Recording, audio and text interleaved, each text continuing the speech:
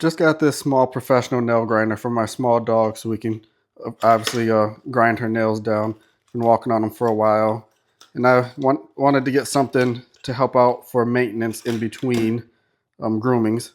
So went ahead and grabbed this. So let me just open it up and we'll see what it comes with. So look inside the box.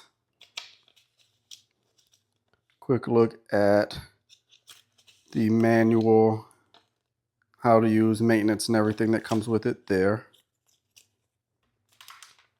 And then here is the grinder. So you can see it comes with a USB to USB-C charger. Set that down. And then, let's see, here's the grinder. Make sure there isn't anything else in the back.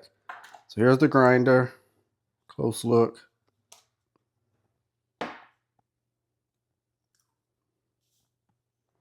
To show you really closely here. So it looks like you have to charge it. So that's a good thing for you to know. It needs to be charged before you can actually use it.